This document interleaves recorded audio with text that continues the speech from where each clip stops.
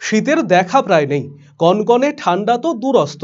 প্রতি বছর এই সময়ে যেরকম আবহাওয়া থাকে তার মধ্যেও তারতম্য।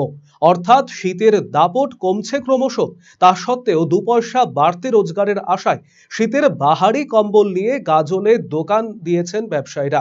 গাজলের বিদ্রোহী মোড় সহ একাধিক স্থানে গিয়ে দেখা গেল শীতের কম্বলের পসার সাজিয়ে বসেছেন তারা। কিন্তু শীতের দেখা সেভাবে না মেলায় ক্রেতাদেরও দেখা নেই। ফলে শীতের ব্যবসা আদেও জমবে কিনা তা নিয়ে সন্দিহান তারা। ব্ল্যাঙ্কেট প্রতি কিলো ৩৫০ টাকা থেকে শুরু ও ৪৫০ টাকা পর্যন্ত তারা বিক্রি করছেন। এখন দেখার পুঁজি লাগিয়ে কতটা লাভের ফসল ঘরে তুলতে পারেন তারা।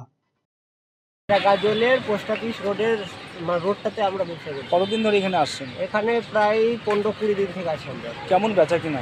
বেচা কিনা সেরকম নাই আগের বছর থেকে। কেন আগের বছর থেকে ঠান্ডা পড়েনি সেরকম, তো যাকেই ঠান্ডা পড়েনি, একদমই ঠান্ডা পড়েনি, মানে বেচা কিনা লসের। এবার ঠান্ডা কম পড়ছে তো বলে বেচা কিনা লসের প্রস্তুতিতে আছি আমরা। এটাই মানে ঠান্ডা এই টাইমে সমস্যা চিন্তায় পড়ে আছি আমরা। তো কাস্টমারে দেখা নেই, মানে সাইড মানে দুপুরে পরে বা সন্ধ্যার পরে সাইড এরকম হচ্ছে না। কোথা থেকে মালগুলো নিয়ে আসছে? পাঞ্জাব লুধিয়ানা থেকে আসছে।